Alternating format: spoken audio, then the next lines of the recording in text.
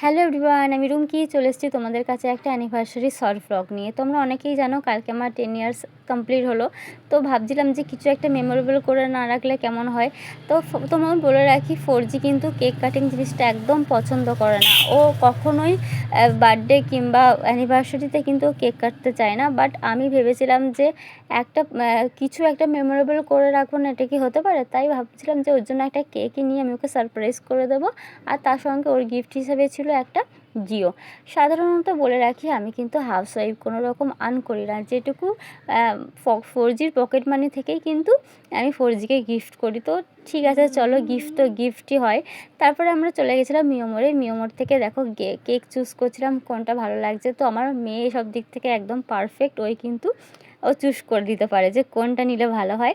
তো ওই জন্য ওই চুজ করছিল। তারপরে বাড়ি ফিরছিলাম, প্রচণ্ড রোদ ছিল কিন্তু কালকে কেন কদিন ধরে প্রচণ্ড রোদ ছিল। কিন্তু তারপরে বাড়িতে যখন 4G আসে রাত্রিবেলায় অফিস থেকে, তো ওর গিফট দেখে আমি সারপ্রাইজড হয়ে গেছিলাম। আমি ভেবেছিলাম হয়তো ও আমার কেকটা দেখে সারপ্রাইজ হয়ে যাবে, কারণ ও জানে কেক নিয়ে গেলে আমি প্রচণ্ড বকাবকি করব, যার জন্য ও ভয়ে হয়তো আমি কেকটা কিনবো না। বাট আমি কালকে কোনো রকম ভয় টয় না পেয়ে আমি কিন্তু কেকটা কিনে নিয়ে এসেছিলাম।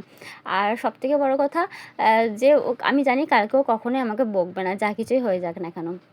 কিন্তু ও যে আমি অনেক দিন ধরেই কিন্তু চাইছিলাম যে একটা ইন্ডাকশান হলে ভালো হয়। কিন্তু ওর যে আমাকে মনে রেখে কথাটা কালকেই, মানে আজকে না কালকেই যে গিফট করবে, আমি এটা কখনোই ভাবতে পারিনি।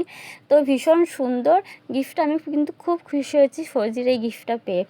আর ও আমাকে একটা বুকে দিয়েছিল আর ক্যাডবেরি দিয়েছিল। সাধারণত ও আমাকে সকাল থেকেই বলেছিল কিছু আনবো না, তোমার জন্য কিছু কিনবো না, একটা নর্মালি ফ্লাওয়ার বুকে যেরকম হয় সেটা দিয়ে দেবো, আর একটা হয়তো কিছু একটা লজেন্স কিনে দেবো। কিন্তু ও দিন আমার জন্য একটা হেভি গিফট এনেছে। আমি সত্যি এটাতে ভীষণ সারপ্রাইজ হয়ে গেছি। আর সত্যি কথা বলতে কি, ও কিন্তু আমার কেক কিনে আনা দেখে কিন্তু একটু আমাকে বকাবকি করেনি, কারণ ও বলেই দিয়েছিল যে ঠিক আছে চলো, একটা ভালো দিন, তোমাকে আর কি বকবো, যা করার করে নিয়েছো, আর কিছু বলার নেই। তো ওর গিফটটা পেয়ে আমি খুব খুশি হয়েছি, ও আমারও গিফটটা পেয়েও ভীষণ খুশি হয়েছে।